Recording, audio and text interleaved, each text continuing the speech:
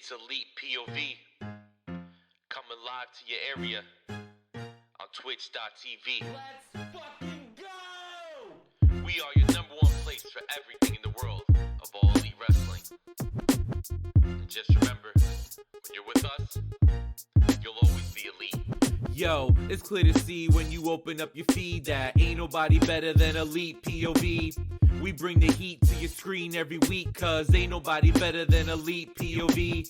So understand every time that we speak that ain't nobody better than Elite POV. Our 3 letters is all you'll ever need, cause ain't nobody better than Elite POV.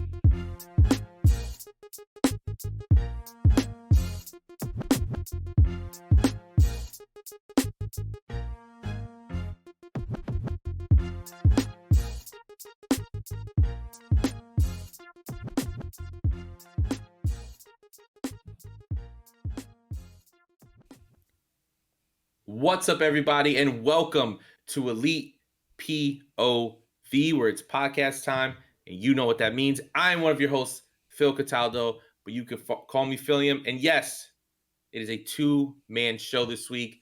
Shout out to my boy, the man, the producer. I'm all over the place, whatever. We are the TCBs. TCB's running show, baby. TCBs running the show. Shout out to Carrie for the shirt. Look at that shirt. Lovely Ty Conti shirt that Carrie made me. Kyle Masters, what is up? What's going on? Yeah, 2-man booth today. This is going to be interesting. So we got the producer hoot and the host hoot. Unfortunately, Ant's got some moving stuff. Jackie was unable to be on the show today. But you know what? Show must go on, as they would say. And that will go on here in Elite POV. Myself and Phil will hold down the fort and talk some AEW because there's a lot to talk about from last night's show. And if you are in the live chat right now, twitch.tv/ElitePOV if you listen back later. But if you're in the chat right now, everybody show Jackie some love because Jackie is in the chat right now for a little bit. So everybody, Jackie's having a tough time today. Make sure you go show her some love. And while you're in there, also say hi to Mama POV, right? Yeah. Always got to say hi and show love for some Mama POV. But if it's your first time listening, we do the show every Thursday at 7 p.m. on twitch.tv/ElitePOV with replays available on youtube.com/ElitePOV. If you guys like what you're hearing and like what you're seeing, you can support the show over at patreon.com/ElitePOV, where we have some great stuff out there right now.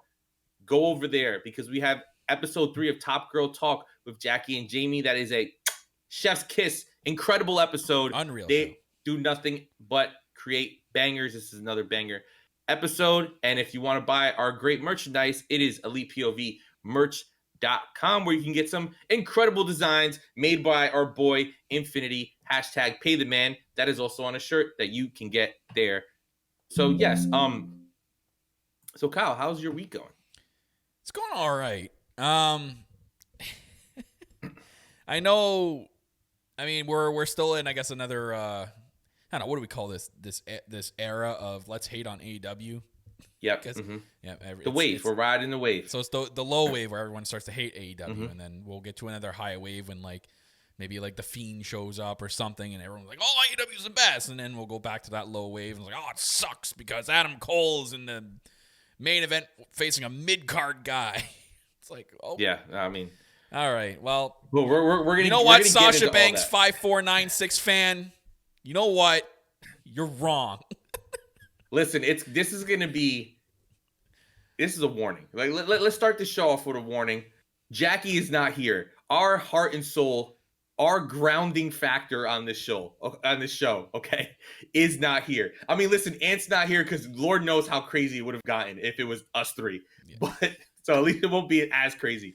But this is going to be an extremely sassy show. So I'm just forewarning people right now. And we can start off with the main event for last night's Dynamite. Because, listen, there's a lot to talk about. And before we get into the bullshit that's happening on social media, and I debut my new segment, Class Time. Class Time. William. Professor Phil. Kyle, I can't wait till you see what I got planned in my head. I hope I remember everything to say. But I want to start off with Adam Cole versus Orange Cassidy in a lights-out match at Beach Break. So, Kyle, what did you think of the match from, I guess, bell to bell? It was great. This is where I don't get why people think this was like mid-card level shit. This was what, I mean, obviously Cody and Sammy set the tone in the beginning of the night, and that was probably the match of the night, but I thought Adam Cole and Orange Cassidy had a very, very entertaining match, and that's kind of the point, right? They're going to have your great wrestling, and you're going to have your entertainment factor. We got a lot of entertainment in this match. We got, obviously, with the whole Danhausen surprise, which we'll get into in a bit, but both these guys had amazing chemistry together, and that's why they're in a feud together.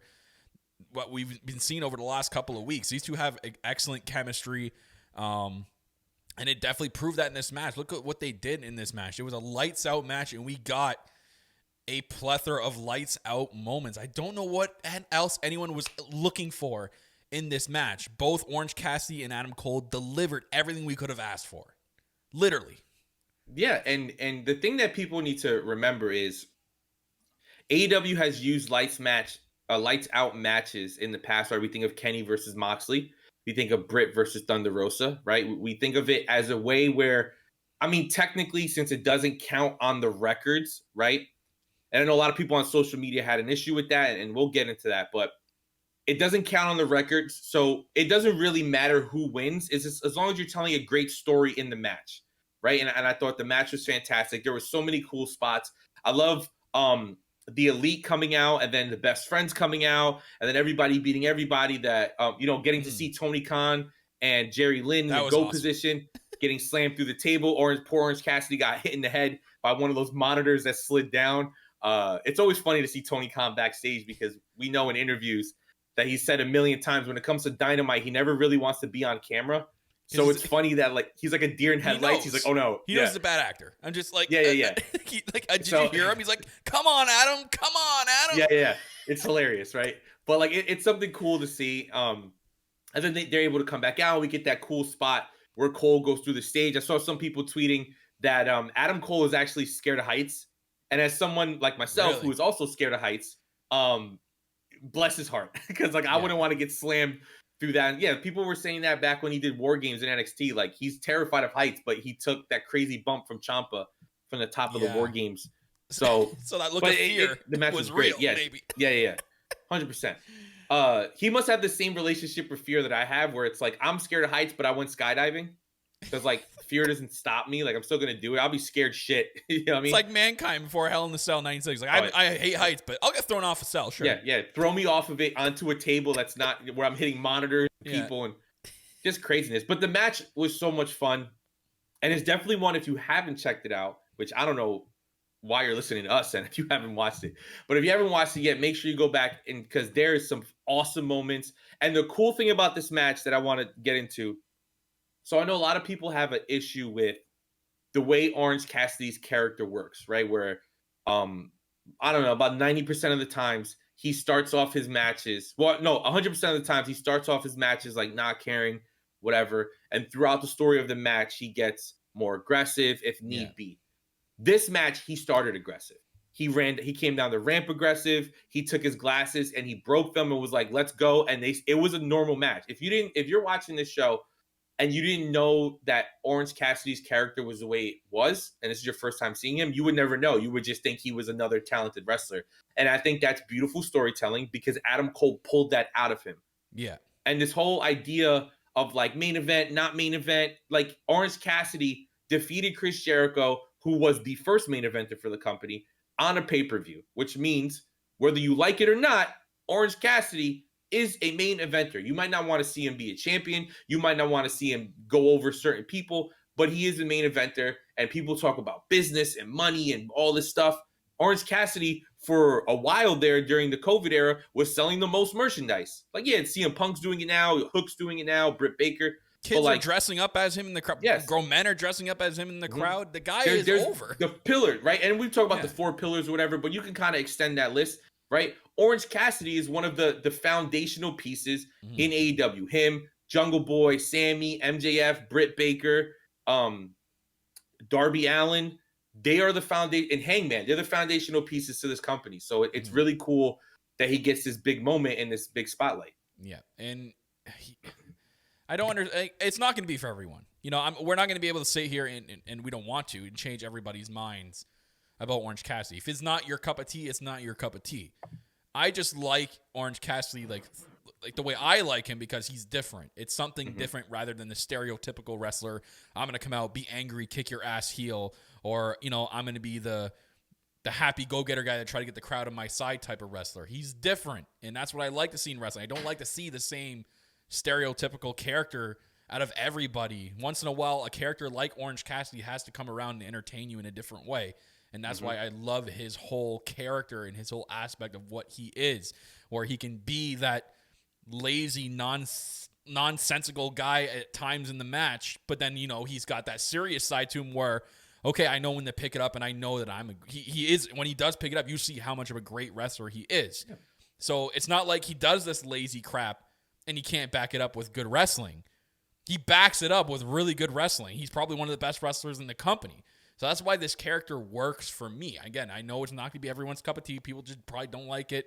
The way they grew up, the way they like their certain types of wrestlers. It is what it is. But you can't sit here and tell me this man is not over as hell enough to be a main event level star, because he is. Well, look at the crowd, right? And people, you can say what you want about Orange Cassidy, and I feel like we talk about it so many times, but it's like, it's all about the crowd reaction and how much money you draw, right? He sells a ton of merch. You have kids dressing like him in the crowd. And whenever he's in segments, the crowd goes crazy, right? I was at Double or Nothing Live. I felt the energy in that building of people wanting Orange Cassidy to win the title. And maybe you're sitting at home and you're like, never in a million years would I want him to win. But that crowd that night wanted him to win. And the crowd at Beach Break wanted him to beat Adam Cole. And this is where we transition into the kind of the bullshit that we see on social media. But it's like, Adam Cole is still a top guy going against another top guy, right? The best friends have been treated like top guys since being in the company. The only reason that they're not on TV weekly is because they kept getting hurt. Something was going on. Trent was out like twice for surgery, which took him out like 6 months and stuff like that. So they were on and off. But like, let's not forget that backstage brawl that they had with Santana and Ortiz. That was probably getting them ready for a tag team title run because they're the ones who won that match. Like, that was a huge deal. And all the stuff with Sue and all the merchandise they sell and how popular that group is, and then now they're associated with Chaos. Like, they are a main event group in AEW, whether you like it or not. So Adam Cole losing does not make him a mid-card. I saw somebody tweet that he's a lower mid-carder now, which is like, it's so like brain dead to me, because it's like, one, we go back to Cody's promo from last week, and there really isn't a mid-card in AEW per se, right? Yeah, per se. The way they book their shows are different. But if there was a mid-card, it'd be like Dante Martin, Ricky Starks. It'd be like that level of competitors, right? Will Hobbs, stuff like that. It wouldn't be Adam Cole, who's literally on every Dynamite, almost every Rampage. He's associated with the Elite, who are all main eventers in their own right. Mm-hmm. And he's associated with Orange Cassidy, the best friends. You know, he had a feud with Jungle Boy, who's, regardless of title or not title, Jungle Boy's been in how many big matches, how many main events, how many whatever. So it's insane to me, this idea that Adam Cole is being buried, or he was better off everyone could be going to WWE. Yeah, but he still is. That's the crazy thing. I know people don't want to hear that, but in this company, the records matter. So if Adam Cole was a top 3 contender, I don't have the list in front of me, but if he's a top 3 contender, after that match, him losing does nothing. We remember Britt Baker lost to Thunder Rosa and still got a title shot at Double or Nothing, because it's a lights out match. And that is the purpose of the story. The purpose of the Orange Cassidy, Adam Cole story was Adam Cole being annoyed that Orange Cassidy didn't care. He felt it was disrespectful, and he wanted to pull this like aggressive side out of him, which he did. Yeah. It's just mind-blowing to me. People don't get it. They're too groomed with other things that they watch to be judging what AEW is doing over here. We are the alternative. We do it in a different way to what does make sense, I guess, if we want to say in our eyes. But I think in reality, they do everything that makes sense over here. They don't do anything that doesn't. Like, and it's funny because those same people that watch that other company will complain that nothing makes sense over there. Well, you wonder why. Yeah. You can't complain about us when you were over there complaining that your company doesn't make any sense. Yeah. It's because it makes sense over here. So because it's not WWE, it's a problem with AEW. Well, speaking of making sense, here's where I'm going to debut class time. So I'm going to talk very slow for you people. Okay. Very slow so you understand, so you can hear me. wish I I had a know chalkboard. people. I know. Carrie said the same thing, or a dry erase board or something. I'm going to talk very slow because everybody learns at their own pace, okay? I understand that, and I want you guys to learn and understand this.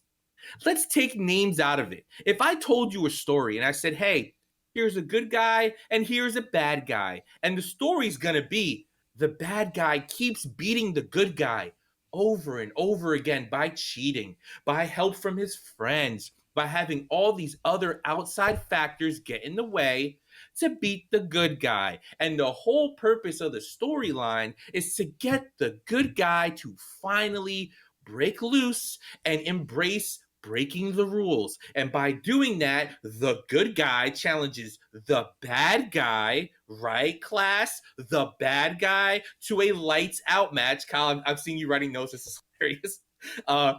Right? Challenges the bad guy to a match where there's no rules, so everything can go. So they're on equal footing. And then the good guy wins that match. It's called good storytelling. It's basic storytelling, and it's logic. Okay? It is logic. And the one last thing I want to say is, repeat after me, class. Adam Cole is what? His body is what? Not our fucking problem, because none of us look like Wardlow. None of us look like Jade, so we can't judge anybody. Just saying. You loved him when he was in fucking NXT. His body looks almost exactly the same. Maybe he's not as cut. Smaller. Right, he didn't get cut. He's just not as cut. Whoop de fucking do. And people, and it's so funny. It's so funny to me. It's so fucking funny to me. Because this is where, like, Jackie not being on the show, we're fucking off. We're off the rails. And let's do it. Let's talk about it. I don't even care. People bitched and moaned about WWE before AEW started, about WWE only booking big guys. Fuck Braun Strowman. Fuck Bobby Lashley. Fuck Brock Lesnar. Fuck Roman Reigns. They're just big guys. They're meatheads. They're not good wrestlers. Book Finn Balor. Book Kevin Owens. Book Sami Zayn. Book blah, blah, blah, blah, blah. Yeah. Okay. WWE does that. You don't support them. So guess what? WWE goes back to the fucking big guys, which all of a sudden everybody loves. So now everybody hates the little guys. Quotations, the Finn Balors, the Adam Coles. Now every Undisputed Era, they hate them. It doesn't make no fucking sense to me. Yeah. People were, the argument in August was it doesn't matter what AEW does because NXT got Adam Cole and Johnny Gargano. So it doesn't fucking matter. We got the best wrestlers in the world because we got those two guys. Adam Cole just ships over to AEW. Nothing changes in him to the point where Undisputed Era is in fucking AEW. But now it's a problem. Now he's too small. I would say they're the top faction in the company. Name me another faction that's better than them right now, that's dominating. And this is what gets me so aggravated on social media, which is why I had to like kind of do my best to draw back, because it's like, you loved these people. You loved Malachi. You loved Andrade. You loved Undisputed Era when they were in NXT. And as soon as they fucking flipped that switch and they joined another company, it's like, fuck them. I knew they weren't good anyway. Yep. No, Bro, I saw a tweet that said maybe he would have been better off being a manager and changing his name. Really? Instead of Adam Cole having a main event level match, which was good. The match was good, right? We with all the drama, we tend to overlook that. The match was really good against Orange Cassidy. But you're right. It would have been better if he would have had he would have been Keith Lee's manager, like the rumor said it might happen. He would have been Adam Smith. Give me a fucking break, and bro. He would have looked like a lawyer, and you would have had the glasses sitting on his cheeks. That would have been way better. Fucking break. 5-star Adam Cole there. You don't have to like Orange Cassidy, but to get mad at where the storyline clearly was going, Adam Cole wasn't going to be undefeated forever, even though he still technically is. He was going to eventually lose on AEW TV. What better way to do it than a lights out match? What better person to have him lose to than someone as popular like Orange Cassidy? And Orange Cassidy didn't bury him. They literally jumped off. It was a great match. They jumped off the entranceway, and they both fell through the stage. It's not like Orange Cassidy did like 5 moves of doom, and that was the end of the match. Like, These people, I swear, they don't watch the match. They just judge on the outcome. They see the result, and then that's where they judge. They don't actually watch the entire match from start to finish. They don't. So to end class time affiliate, Okay. So let me get my notes up. I want everybody to repeat after me. Okay. Other people's body types are not our business. They're not our business. They're not our business. And Orange Cassidy is a main eventer. And let me fucking tell you something. When he becomes champion and me and Carrie go fucking wild on Twitter, I don't want to hear nothing. Right? I don't want to hear a goddamn thing. Because Orange Cassidy is going to be fucking TNT champion one day. And Twitter is going to explode. Meanwhile, the Royal Rumble has fucking Johnny Knoxville for whatever fucking reason. They're not allowed to talk about people's family heritage anymore. Yeah, no, they can't do that. If you have a dad that used to wrestle, can't do that anymore. No, you're not allowed. And Kimmy, shout out to Kimmy. Can we get class time affiliate? Listen, we'll see what we can do. We can see what the budget is like. You know, Jackie costs a lot of money, right? She controls the budget.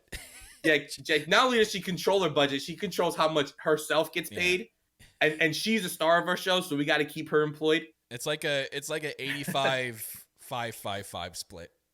Yeah, it's what it is. We gotta keep Jackie happy, man. We can't let her leave. But now the one thing that I want to talk about, Kyle, let's get into some happy things.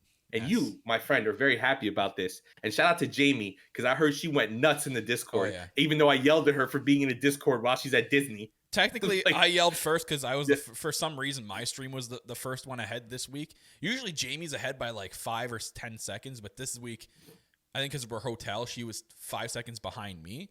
So I reacted, and as soon as my earphones rang because I heard Jamie scream, and then I waited for Ant, and then poor Jackie was the last one. So what Kyle is talking about, and the chat's already going crazy, Danhausen from Ring of Honor debuted finally on AEW television. There has been rumors for weeks, ever since Ring of Honor announced that they were releasing the whole roster a few months ago. Yeah, there's been rumors of some of the talent going here and there. There was always a rumor going around that Danhausen might show up in A and W. Shout out Rob, I mentioned that earlier. A and W. A and W. And he finally showed up. He does Under the Ring, which is cool because it's like that was the Orange Cassidy spot when he was on the ladder, but now we get Danhausen doing it with the chair. The crowd went ballistic. I've watched the clip back so many times. But Kyle, what'd you think of this? Your boy debuting. They did a perfect spot. You know, like I think a lot of people were wondering like when he would show up. And speaking of A and W, I saw. Do you remember like him posting the picture of the application? Yeah. And then someone took him. So they did like the all elite graphic, but they changed the background to an A and W, and they put Danhausen is hired. Instead of it's all elite. I'm like, it's perfect. But I went nuts. This was crazy because what a long time coming for this guy. I've been waiting for the day they signed Danhausen. I thought way before he signed with Ring of Honor that AEW was going to scoop him up. Maybe at the time Danhausen really wanted to do some stuff with Ring of Honor, and that's why he went over there. Oh man, it's amazing. That was the best way to debut him. Literally attached to the chair underneath the ring, does his little pose at him, and then just walks away. And then when Orange Cassidy gets up, he looks going, "What the hell are you doing here?" Yeah. And obviously they're not going to play dumb with us. They know about the history between those two. I remember watching their one indie match, which was fantastic. There's actually a YouTube video you can watch of them two walking through some mall and like doing skits together, which is fantastic. Well, if you guys go on YouTube, go on Ethan Page's YouTube, he's done a few toy hunts with Danhausen, and he's been a part of vlogs when he was at like indie shows and stuff like that. And like the dude is hilarious. And this is where, as wrestling fans and especially AEW fans, we have to remember this is a variety show. You're gonna get the Bobby Fishes, you're gonna get the Kenny Omegas, you're gonna get the Daniel Garcias, who are just wrestlers, right? Danielson. Yeah, the Bryan Danielsons, who are like, we are wrestlers. We're here to wrestle. That is what we do. The character is secondary. But you're also going to get these over-the-top characters that are just fun. And whenever Danhausen comes out, instead of being like, here we go, yada, yada, look at the reaction of the crowd, right? Look at the reaction from his debut. And probably Adam Cole's going to feud with him next, most likely, right? Because he was in his match. He probably blames him for the loss. But don't say he's being buried. Don't say tag team match. I think it's going to be Orange Cassidy and Danhausen against Adam Cole and like Kyle O'Reilly or which will be great. Which will be great because it's fun. And the whole thing, is Adam Cole joined a company that was already in progress, right? And I understand in other companies, especially with like WWE, they don't book months ahead. They don't think like, okay, in my head, I want it to go from A, B to C. These are the people that I want. And if something happens in between, they adjust. But for the most part, they want it to go A, B, C in Tony Khan's notebook. Adam Cole joined midway. So they're not going to be like, oh, we're gonna put you in this spot that maybe we had Hangman in, or maybe we had someone else in. So if Adam Cole can't fight Hangman because maybe they're waiting for Kenny to come back because they want to start to tease the breakup of the Elite. We know that's where it's going. They're going to filler. give him, we're going to give him these fun feuds where he can have a good time getting himself ready to go into a serious feud with Kenny. Not every feud has to be like Gargano versus Ciampa. We're trying to kill each other, right? Some feuds have to just be fun. We see it with Britt Baker, right? She had the feud with Ty. She had the feud with Chris Statlander. She had the feud with a bunch of the women on the roster. And now let's see where she's going next. I know she had a promo tonight. It didn't really go any certain direction. She kind of just hyped up her awards. But, like, not everything has to be a blood feud, so just be patient with Danhausen. But I'm excited for you, Kyle. I'm excited for Infinity, who's saying in the chat that Adam Cole is cursed now. I'm excited for Jamie because I know that's her guy, Danhausen. I'm excited for anybody who's a Danhausen fan. Yeah, Jermaine, do yourself a favor. Go watch some videos on Danhausen. You won't be disappointed. This was a big signing by them. They've now scooped up 3 really big signings by Ring of Honor. So Jay Lethal, Brody King, and now Danhausen. If I'm missing anybody else, someone will correct me in the chat. But the people they're picking up from Ring of Honor are really good signings. These are not just, we'll sign and see what happens. They mean something. Now look at this. Like Ricky Starks challenged Jay Lethal to Rampage match next week for the FTW belt. And Jay Lethal versus Ricky Starks is going to be an unreal match. So, like, I'm so pumped for that. I don't know about the Briscoes. Really don't know. I think they would have for some reason. I think they would have debuted by now. I really do think that, and I'm not. This is not a knock on them, guys, or a knock to any of you fans of them out there. I just think, I don't know. They're just like, I just think if they're going to do something with FTR, and that's what everyone's asking for, like, wouldn't have FTR showed up at GCW? Yeah, like wouldn't. I think that's a long play. I think they're trying to figure out where to do that match. Like, I don't know if it's really set in stone or whatever. And the Briscoes could always come over and have that match and not have a contract, right? We see a lot of the reports online saying that AEW is in the process of letting wrestlers' contracts expire instead of releasing them because they don't want to burn the bridge and they want to be able to bring people back on a need basis, right? So maybe they do a one-off here and they're getting paid per appearance instead of having like a full-length contract. I mean, they did what the so New maybe Japan that's to do with the people, Briscoes, right? Yeah, like when Suzuki was here and Ishii, like everyone was here, like part-time basis, or how it was during the COVID era in the beginning, where all these people were just getting paid for the shows.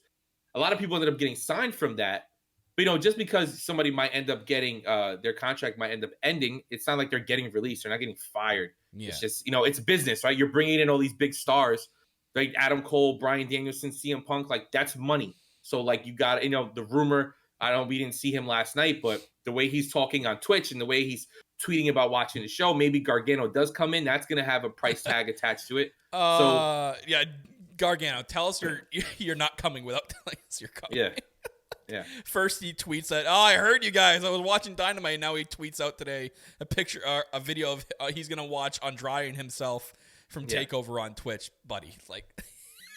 And I see Adam in the chat talking about, even if Danhausen isn't cleared, because remember, he did break his leg. Yeah. So we don't know if he's cleared for action yet. But it's going to be hilarious to see him with Billy Gunn and the Gun Club, right? The whole Ass Boys thing, if people don't know, started from Danhausen. He called them the Ass Boys. Yeah, you guys need to start watching BTE now. Because BTE is about to get fucking wild. Can you imagine Danhausen? First of all, let's fantasy book BTE right now, Kyle. Ready? Yeah. Danhausen and John Silver. Oh, man. Oh my God! What if Alex Reynolds and John Silver are trying to recruit Danhausen for the Dark Order? I'm not gonna be able to. I'm gonna be able to. I have to wear like a diaper because I'm literally gonna piss myself laughing, dude. Oh my God! Literally gonna piss myself laughing because those two are gonna create the best content. So if you guys haven't watched BTE, now would be a great time to start watching. Yeah, Egon. He calls it Egon Page. Yeah. Just the way Danhausen talks about like other wrestlers, his names for them. Oh man, they're fantastic. And he's just funny. That's what I'm saying. Watch those Ethan Page vlogs because you see him in like he's in full gimmick in these like toy stores, and he's like shitting on like Batman or whatever. It's just funny. Like Speaking of full he's just gimmick, you watch cool. vlogs. You ever know? You ever watched like whenever Evil Uno shows up in someone's vlog, he's always wearing his mask. Yeah. So this man literally has to wear that mask like in public everywhere he goes when there's like AW people around because like no one knows. Well, what he looks Fuego like. on Sammy's vlog, there's times where they catch Fuego off guard and he doesn't have his mask on, and they taste. And he's like, "Oh, come on, man! You know I don't have my mask on." And they like Sammy blurs it. It's hilarious. It's so funny. Yeah. And shout out to Fuego, because if you guys follow Thunder Rosa on social media, there's a great picture of Thunder Rosa and Fuego wearing matching gear and both showing their asses. And for I people saw who that. don't know, there's a gimmick on Sammy's vlog where everyone says like Fuego has a nice ass, and they always comment on like Fuego having a nice ass, and he like texts Griff Garrison and Alan Angel's pictures of his ass. It's fucking hilarious. Like, this is why you got to watch the other content, so you get these little jokes that they're doing on social media and stuff. Yeah. Anyways, how about we move on here? Let's talk. Let's move on to that ladder match. Yeah, this was nuts. Holy shit! Like, there is so much to talk about. But Kyle, just talk about your favorite spots, just to begin, because that's like the thing. It's the most giftable match probably in like the last year, right? It's just so many crazy spots. People are calling it one of the best singles ladder matches of all time, if not the best singles ladder match of all time. So what did you think about this? I mean, they did what this match was titled. This was a ladder match. They made it a ladder match. Literally, they used the ladder in every way possible that I could think of to use a ladder in this match. I think there was one spot where the ladder probably should have broken. It didn't. When Sammy jumped out, did the swanton off the top, and he bounced off Cody Rhodes. Yeah, which is weird. Is Sammy too light, or was it at a weird? I feel like from that height. I looked at it. I'm like, did they not get the gimmick ladder and put it there? Maybe, yeah. There's the one spot where the ladder was turned upside down and he slammed Sammy Guevara like stomach first on those hinges. And Ant was in the chat. Ant's like, man, my finger's been pinched in that ladder and I cried like a baby. Sammy Guevara just took like a full naked chest onto both those pinching things. What about the crossroads from the top where it looked like Sammy's face smacked against the mat and he kept like checking himself? That just, and you have the biggest spot of the night was the gifable the video's been shared by so many people today. That big cutter, which a lot of balls to both men for Sammy having the ball to jump from the way he jumped, because if Cody doesn't jump, I don't know what happens to Sammy Guevara. It's a huge back bump by himself. Like, I mean, obviously it's still a back bump technically, but like it's him like flailing doing a back bump, you know? And then Cody Rhodes for taking a cutter from like 15 feet in the air. So like, say what you want about Cody Rhodes. Boo him if you want to. I mean, the man's John Cena himself. I'm sorry. He has the John Cena chance now. He's got the let's go Cody sucks. The man's John Cena himself. He is John Cena himself 100%. He is the John Cena of AEW. I'll argue until I'm blue in the face with anybody that wants to say otherwise. But he props to him for this entire match. Both men look really good. He put up a really good match. Sammy winning was the ultimately right decision. But I have to sit here and think that our girl Tay Conti was backstage at the monitor, like cringing at some of the spots. Oh, she wasn't. She was not there. So at the end of Sammy's vlog, they talked about how he was traveling for TV, and she was staying something with her passport. I don't know. I mean, I'm sure it's probably fixed now. She had to but I know she wasn't at TV Brazil. this week. Yeah. And she had to be. Had to been cringing because, like, man, some of the spots, like, oh my God. But it was so good. This match was so well done. Like, big props to both guys. Exactly. But let's not forget, like, everybody's talking about the cutter, which was one of the best cutters I've ever seen. But let's not forget that stalling suplex that Cody did. Yeah. We're holding Sammy in the air while on the fucking top of the ladder and then just doing a suplex off of it. So beautiful. That caught me by surprise. I thought Sammy was going to slip off. I thought he for sure was going to slip off. But they went through with it, and I lost wind in myself looking at that. Like, I looked at it, and I lost some wind. I'm like, oh, my God. And the fucking core strength between both guys, right? Like, to be able to hold yourself in that position, knowing you're on the ladder, and especially I mean, Cody's controlling it, but like you're Sammy, and it's like any second now we're going over, and there's nothing I can do about it, and I just have to like prepare myself. I wonder if him and Cody talk like, "Yo, I'm gonna hold you for 10 seconds, and then we're going," and Sammy's like 1, 2, because like I would be so scared. It's like you have no control of when you fall over and when you have to start like bracing yourself in the bump, and I mean, I wish there was a way. Like they were wearing like a body cam or something so you can see it from like his perspective of like being upside down and then feeling the weight of it going over. Like, God, shout out to both those guys, because that match is going to be a strong contender for match of the year this year in any company, because that match just absolutely stole the show, just really set. And I love that they started with it, and I love that their entrances were on like on social social media. Twitter, right? They did that before. YouTube. They've done that once. I remember them doing that before. I forget what match it was, but they did this for a big title match in the past. But it's interesting. I don't know if that's because this was a jam-packed show, and it was a jam-packed show. But I don't know. It's an interesting thing to do. It worked out a little bit. They were kind of 5 minutes late, but it still worked out. But yeah, this was insane. So Sammy, hold that belt. Are you surprised that he won? Because I'm kind of surprised he did. I thought maybe they'd have Cody win. But I think I remember saying last week. I'm pretty sure I thought Cody was going to win, and Sammy ended up winning, and that shocked me. So, you know what? Whatever, Sammy, you're holding that belt until Hook wins it. That's all I'm saying. Hook's going to be your next TNT champion. I'm on that. I'm on that boat. It's my pinned tweet. I'm not putting it down until it happens. He's going to be the next. You TNT might be champion. right. You might be right, bro. They might give him the Jade of like being undefeated and then becoming champion. Double or nothing. I'm gonna throw a shot out there. Double or nothing is gonna be Hook versus Sammy Guevara. Hook just embarrasses him, just beats him in like a minute. It just kills the living shit out of him. Sammy gets no offense whatsoever. Similar to Cena and Lesnar, like when Lesnar just suplexed him for the whole match. Can you imagine they pull a Lesnar? Hook just locks in his dad's Taz mission. Like right at the beginning of the match, and it just chokes him out. Just chokes him out. That would Kicks be him insane. in the face on the way out. Dude, the crowd. The crowd would go absolutely apeshit for that. Because they would go nuts. They love Hook. Yeah. I think that's the way to do it, to be honest. There's times when to do something like that. This would be to do it. I don't think anyone would be pissed. Well, there's always going to be people pissed, but yeah, well, I mean, wrestling fans are stupid. Some of them. Not the guy. Now you guys who listen to our show. Because you listen to us. So you can't be too stupid. Listening to us, who are very stupid. Exactly.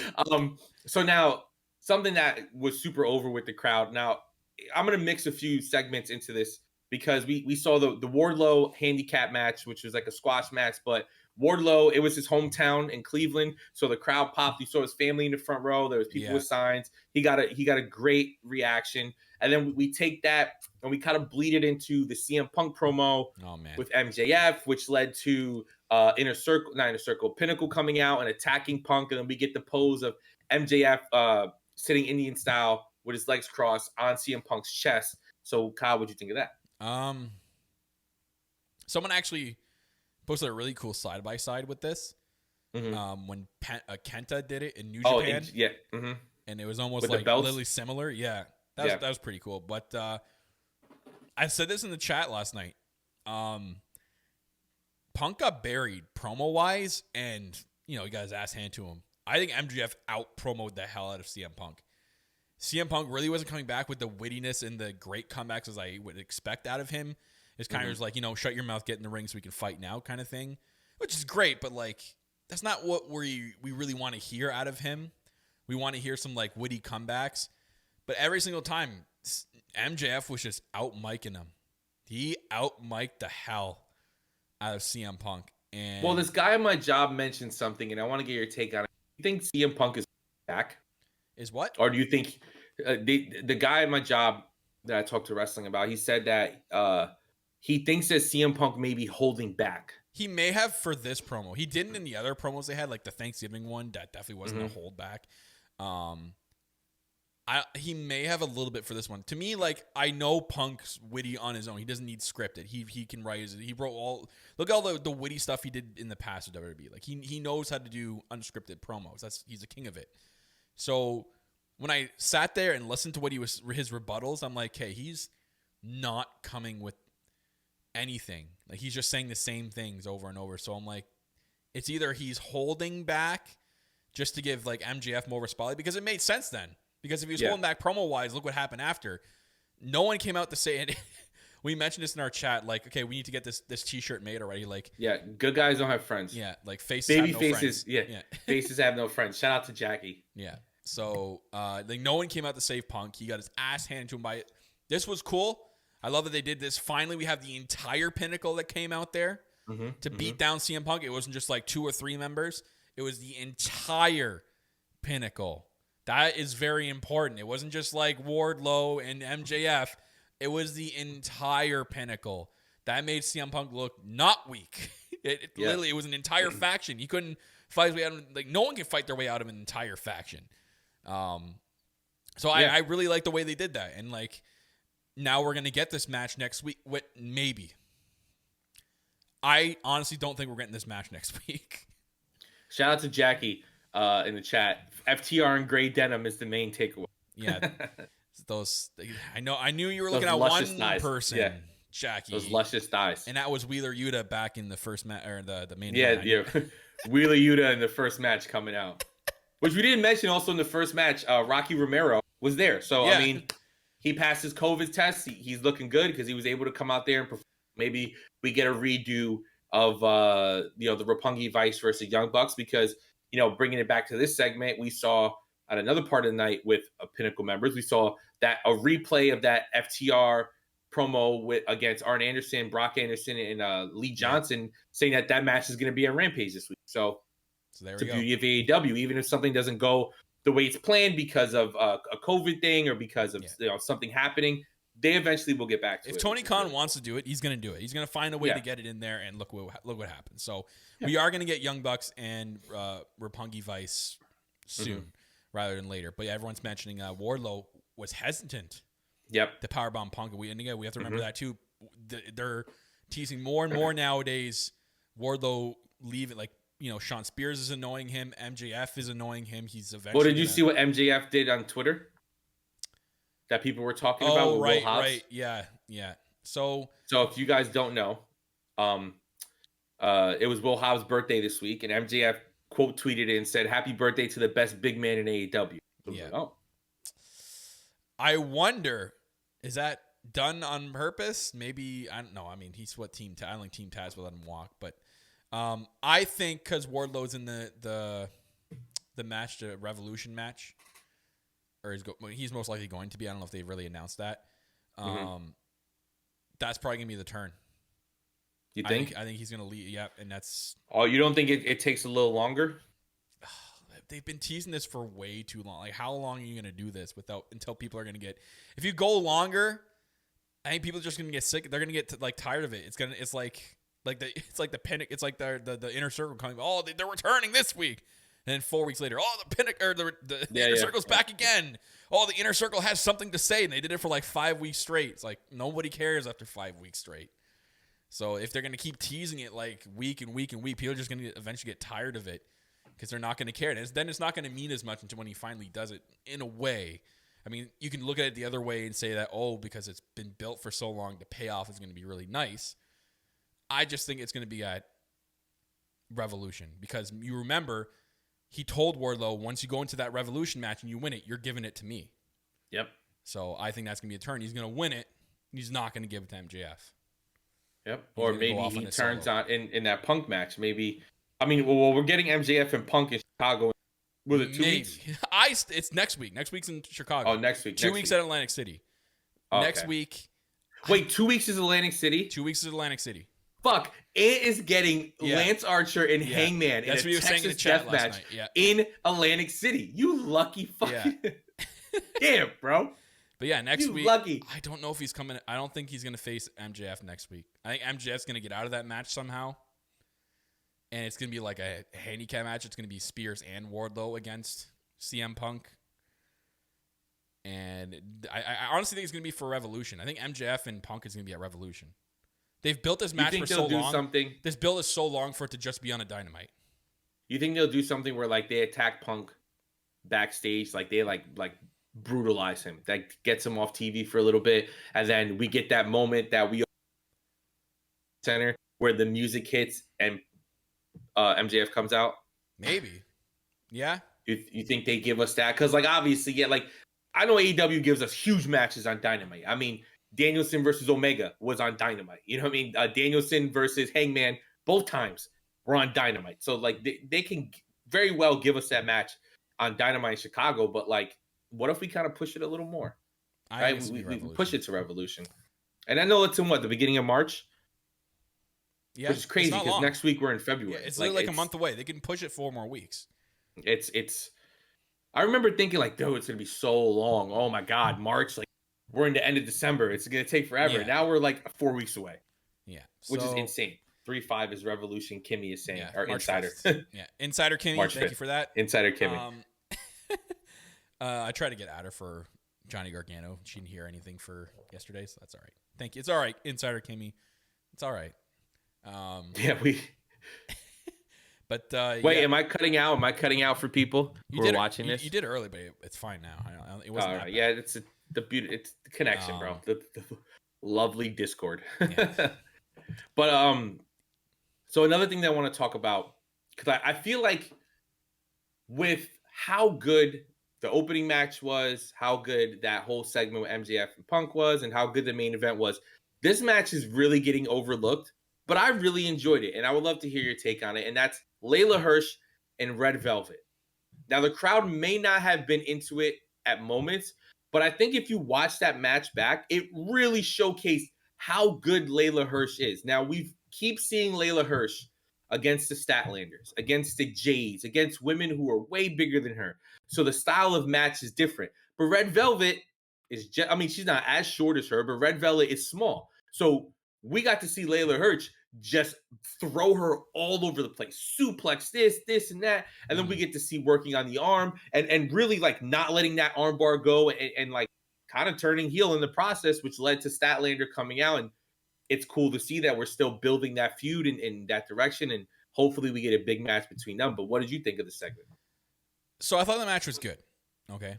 I thought it was a good women's match. There was some people arguing online that it should have been longer. I'm going to be the one to say it probably shouldn't have gone longer. It was a good match. The chemistry, there were some parts that were good, but some parts I thought the chemistry was a little off. And I don't think it needed to have any more time. I think if we had more time, it would have gotten maybe a little bit more stale. I think for it was like 8 or 9 minutes that they got, that was a perfect amount of time that you needed for this type of match. It is a woman's feud. It's not a strong feud, and no one take that to heart. I'm not trying to say that it was a shit feud. It's not a strong feud, but the match did what it needed to do.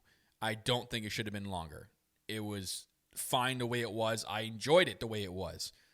I had no complaints the way it was. I saw people complaining it should have been longer. That's where my complaint is. No, it was the perfect amount of time it needed. We got the Statlander thing after, which was perfect. It escalates that feud as well. It did what it needed to do. I was 100% fine with that. And we actually had kind of 2 women things on the show. We had the Britt Baker. We had a lot. Yeah. Because we had the Nyla Rose promo. We had backstage stuff, hyping up Jade and the Britt Baker Julia thing, Hart. The Britt Baker thing weirded me out. Really weird. Yeah, the Julia Hart thing, she's turning dark a little bit. They're starting to get her angry, which is great. But the Britt Baker thing weirded me out. Why? I just feel like it was kind of like a deflated balloon at the end when nothing happened. Yeah. Like we know about all this that she's showing in the ring. We see it all over social media like for the last 3 days. Why are we doing something like this? Why didn't it go anywhere? Like Britt, we know what you're about. We know how good you are. Why do we need to have a promo like this if there's no one that's going to come out and start a feud with you? Mm-hmm. That did not need to happen whatsoever. I understand if they were in Pittsburgh and they wanted to give her like a hometown welcome kind of thing and her show off her awards to her Pittsburgh crowd. Sure, but you were in Cleveland, and I got what they were doing too. Like she was ripping apart Cleveland, making fun of Baker Mayfield, yada yada yada. But like, fine, do that if you could have done that if someone else came out and had a promo battle with her. She could have made fun of Cleveland and Baker Mayfield. I didn't really understand that whole thing. I don't know what was up with that. I don't know if they're still trying to write a feud for her for Revolution for that women's title. Because it's almost certain that she's going to defend that belt at Revolution. She's going to be against who? Is Jamie going to turn? Is it going to be Jamie Hayter? Are they going to do a Thunder Rosa finally? Which I still think that's going to be. I think that's double or nothing. And that's when Thunder Rosa's still in the feud with Mercedes, which is weird because we haven't seen that in like a few weeks. But we also have to remember that, like, hey, maybe they were doing Ty versus Britt Baker again, and Ty not getting here kind of threw her for a loop, or maybe there's another woman on the roster who couldn't make it to the show. And that's the weird thing that I have to keep reminding myself as a fan, that I definitely want everybody who's listening to constantly remind yourself, this isn't normal times. So any COVID-related thing, you're not going to be at the venue. But AEW is not going to stop.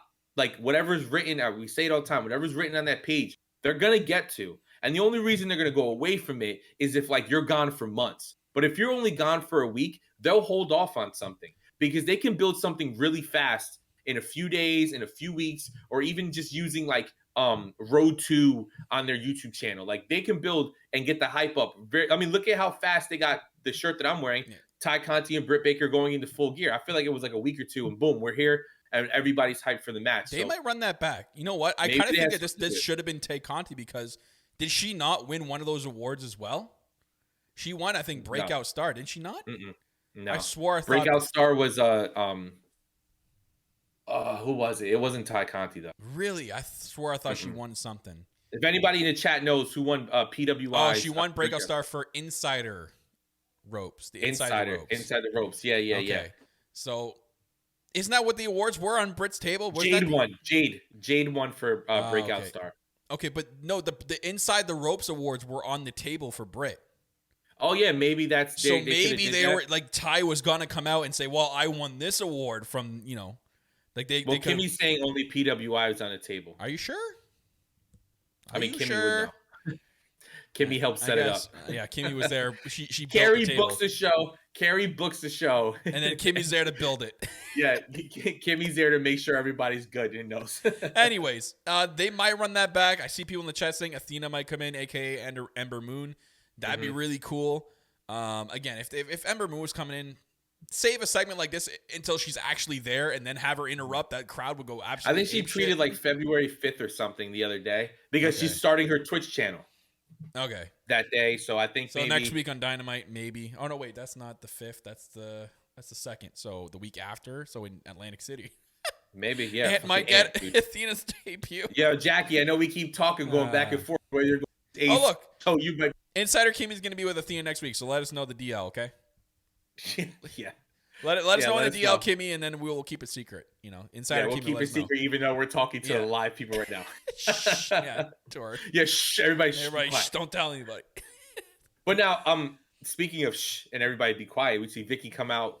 We kind of mentioned it before, but like Nyla Rose is kind of teasing a feud with Jade. Yeah. Like I find that interesting that she's going after Jade. I mean, surprise, obviously, bitch. There's a storyline going on because she was, Nyla was in the TBS tournament. But are you surprised that she's going after Jade and not Britt? No, I think that's perfect because Nyla is. I mean, there's nothing to Nyla. She's amazing. She's had her time in the world title spotlight. Okay, she doesn't need to be in there anymore. Like she's carried the company, feuding with that belt, holding the belt for like the first 2 years of the company. Make her go against a Jade and help build Jade up and have a great feud with Jade. I think that would be an amazing feud between those two. So, she teased. She did tease Soho. That's right. She did mention Ruby Soho as well. So maybe those two are going to have like a number one contender smash to face Jade. Maybe, yeah. Yeah, that'd be. But it is cool to see that Jade is doing like just like the TNT title, right? She's doing open challengers and she's challenging Julia Hart, which just gets Julia Hart going in something, which I think is pretty cool. House of Black. Yeah.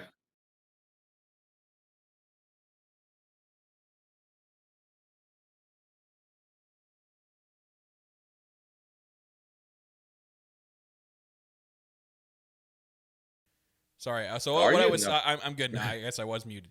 I must have pressed like the mute key. I apologize. I apologize, everybody. There's a blank All the audio listeners like, what happened? Did I pause the show? Damn it! Zoom failed again, just like in the Ty Conti interview. Of course, the TCBs, we have audio issues. No technical help. That is what we do. Yeah.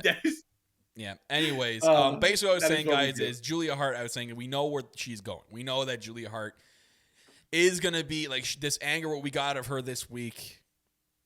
She's always been. I was basically saying she's always been the happy-go-lucky cheerleader. The poison that got sprayed in her is slowly spreading. She's gonna slowly turn. She's gonna start being more aggressive, and she's gonna join a House of Black. So, yeah, I'm excited for that. So, well, what did you think about the House of Black promo? Oh man, they're so good. I love it because every time I see Malachi Black cut a promo, I'm like, this man, after he was done making this promo, was like on cloud 9 because he gets to do anything he wants in these promos and book it the way he wants it to come out. Mm-hmm. So everything that we see out of the House of Black and Malachi Black is all from his mind, which is amazing. And they nailed it with like Brody King or Brody Lee, them mentioning the Cody Rhodes promo, which was great. So they assessed that right off the bat as to why, he's keeping the Brody name, which is awesome. Then they transitioned that into Pac. So they had Brody step out of the shadows and then speak about, about Pac. I don't know. I still want to say I'm on the bandwagon that Pac's going to be joining. He's going to be the third male member. Mm-hmm. We'll see. But that was an excellent promo, and I just love the best part of all of this was the Thanos line dropped at the end. I was going to say by Malachi Black. Are you kidding me? This man dropped the Thanos line. I am inevitable at the end of the promo. and it's so cool because there's nothing like it on the show, right? When Malachi cuts a promo, it's just something. It's so cool. It's so different. You gravitate towards it. Like imagine flipping through channels and you see that you're gonna be like, wait, what's happening here? They're stepping out of darkness. You see the disease on his face is growing. It's like down on his neck now. Like he's holding his hand, like Oh my god! And then like with Brody King coming out and like his voice is something different that we haven't heard, and just he's like a menacing presence because he's bigger than Malachi. He's like the brute, really. You get that cult, feeling. Like dark cult feeling. Good. Yeah. It's so good, and so many people are in love with it. We see social media every time just absolutely fall in love with the House of Black. So I mean, it seems like they're moving in a direction. I know that with the Pac stuff, but like they mentioned on commentary that they broke the top 5 rankings for tag teams. So maybe they're going in that direction. Let's but go. I mean, we're gonna get to see next week on Dynamite. We get to see Pac and Penta versus Brody King and Malachi. So I mean. That's going to be an insane match. Let's go. We got a lot of great stuff going on. But anything that you want to mention about Dynamite before we get into the preview of Rampage? Our boys Acclaimed called out. Oh, my God. They dropped like a couple of Hey Arnold references, which were hilarious. They called out John Moxley. So now we're getting Anthony Bowens and Moxley on Rampage this week, which is a fantastic. Can't wait to see that. But Dynamite was just really good. Like it was a jam-packed show. For what we got this week, obviously that's probably one of the reasons why they started those entrances early, so they can just as soon as they start Dynamite, they're right in the ring, ready to go. I thought this was amazing, and next week we're in Chicago, and then we're in these 2 next Dynamites feel huge to me, just from the matches that they announced this week, and then the world title match between Lance Archer and Hangman Page. That promo was cool. He's like, nah, you know what? He wants a title match. I'll give it to him. And then the producer's like, oh, do you know that he did say that it's going to be a Texas death match? He's like, what? What? Screw it. I'll still beat him. I'll beat him in any kind of death match. And it's so cool. And I want to shout out Ant because he tweeted something during that segment. And it's so cool for us remembering back when Hangman was going into the match with Jericho.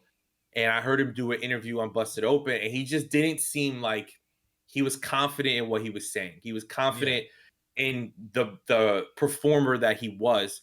But now you see him in promos like this, and you're like, no, that's our world champion. Like he's talking like a world champion. He's talking like he's confident, like he found himself. And I think that storyline with Kenny has brought out this elite side of him, pun intended, right? It's really brought out the true main eventer champion in him, and that promo segment was just perfect for me. It really gets you hype and sets up that match perfectly.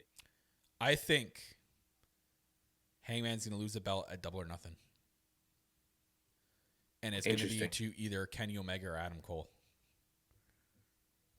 And That's interesting. Yeah, that's just my guess. We're either going to get a 2-time champion Kenny or Adam Cole's going to be the world champion. And then those people that complain about Adam Cole the last 2 days have nothing to say. Take their tails, tuck it between their legs, and not say a and word. go back and watch Main Event on Hulu. Raw. Monday night. Well, now a preview to what's to come this week. So on Rampage on Friday, like Kyle said, we have Moxley versus Anthony Bowens, which is cool because Anthony Bowens keeps getting these huge matches, and we get spoiled because not only do we get a Bowens match, but we get to see hear Max Caster drop some bars on their way to the ring, which is a lot of fun. We get that match we mentioned earlier also with FTR versus Lee Johnson and Brock Anderson. We get Julia Hart versus Jade Cargill. And we get Private Party versus Jurassic Express. And that match should be a lot of fun. Now, I know I'm not the biggest Private Party guy, but Jurassic Express is awesome. And I'm sure those two teams are going to have an absolutely incredible match. And maybe we'll get kind of more on this Gun Club versus Jurassic Express thing. Rampage seems really predictable to me this week. Well, I mean, clearly it was taped afterwards, right? Like, this one's not live. I just, from looking at it, you know Moxie's going to win. You know FTR is not losing. You know Jade's going to beat Julia Hart. And I really think Jurassic Express are not losing the belts to Private Party. Yeah, I mean, Jackie, you wrote HFO. If you were watching, they were sold. They're not HFO anymore. They were sold to Andrade. HFO now. Yeah, they are Andrade FO. Yeah. El Idolo. Yeah. El Idolo of FO. But I'm excited for Rampage. It looks really good. And in next week's Dynamite, we got Punk and MJF, Pac, Penta, and Brody King, Malachi. Just, man, the road to Revolution has started, and it's starting hot. And it's going to be a great time. But speaking of great time, something that we should have mentioned at the beginning of the show, but we definitely will mention before we get out of here is, Kyle, let everybody know who we have, what special guests we have for this weekend's Good Morning Elite. Yeah, so we're going to clip this so I can, I'm going to get my promo voice going here.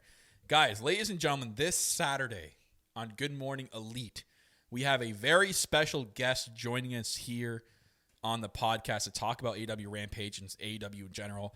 We have from the Matt Men podcast and from the Wrestling Observer, he works with the Wrestling Observer as well, Andrew Zarian. If you are a fan of their podcast or you've seen them in the past, I've been listening to Matt Man podcast for years now. Andrew is one of the nicest guys. I've talked to him in the DMs a few times. I've talked to him on Twitter a couple times. I've tuned into his show. But we have Andrew coming on the show on Saturday morning elite, or Good Morning Elite on Saturday morning at 10 a.m. Eastern time, right back here live on Twitch. You guys are not going to want to miss it. We're going to talk a lot of AEW that morning. We're going to talk about Rampage in general. And we're going to pick his brain about a lot of stuff. The guy is basically like what I call Kimmy an insider. He is an insider, so you guys are going to want to tune into the show on Saturday. It's going to be a hell of a time. So we're thankful for Andrew for making time in his schedule to come on Good Morning Elite and to come and talk on the show with us, because it's a pretty big deal for us. Big fan of his, so can't wait to have him on the show and just jibber jabber on the podcast. Yeah, we're very excited to speak to Andrew Zarian. That should be a great thing. Another huge deal, if you guys don't know, Saturday is Jackie's birthday. So make sure on Saturday you reach out, you give our very own, the draw, Jackie Rodriguez, a very heartfelt and loving happy birthday on Saturday. It's still up in the air if she's going to be on that show. If not, I'll step in, because as of right now, I'm not on that show, but because to have 5 people on the show is very difficult. We don't want to overwhelm people like that. Right. It's overwhelming, especially when we're bringing such a great guest like Andrew. But yeah, if Jackie can't make it, I'll step in. If not, they'll do a 3-man booth. It's going to be a great time. Make sure you guys check it out. Twitch.tv/ElitePOV at 10 a.m. every single Saturday. Those shows get a little wild. They get a little crazy. And maybe you'll hear Kyle make up a fucking saying that makes no sense, but it will be the best part of the show. Some say Hangman stole the what from me. Some are out there saying that. Right? The dirt sheets are starting to pick it up. I'm just telling you, that's got to be our slogan from now on Good Morning Elite. We're ending off the show the way I ended off the show last week. You don't need to have a coffee cup to have a coffee. To have coffee. Yeah, dude, what a line. And I was like, what? Oh, it was so great. It's so great. Man, we have so much fun here, and we appreciate everybody joining us, especially this week that it's a two-man show. Hey, show right? We're must giving go you on. the best. Yeah, the show must go on and giving you the best. So shout out to Ant and Jackie doing their things tonight, and all the love and thoughts with Jackie for the stuff that she's going through, and shout out to Ant for going to a Sixers game against the Lakers and LeBron not playing. Love how that works sometimes. But if you want to support us, patreon.com/elite POV. If you want to follow the show on Twitter and Instagram, it's at Elite POV. If you want to follow us on TikTok, it's at Elite POV Clips. If you want to follow me, it's at Philly Malik. Kyle, let them know everything you got going on. You guys can follow myself at All Elite Kyle on Twitter. If you guys are a fan of our E-Federation stuff that myself and Ant do, we have our first ever AWF Alliance Wrestling Federation pay-per-view this Sunday morning. So another Sunday morning activity this Sunday at 10 a.m. Eastern Time. It'll be on the Twitch channel, twitch.tv/Alliance Wrestling Fed. If you guys don't know what the hell I'm talking about, basically myself and Ant commentate over simulated characters on a video game. And it's characters that are made by people in the live chat and yours truly. They're characters that you guys come to life. It can be yourself. It can be a wrestling character you've always wanted to see come to life. You guys can hit us up if you want to join in this E-Federation League. We're going to have our new season start in March when the new game comes out, WWE 2K22. We use that platform to make our characters and stream.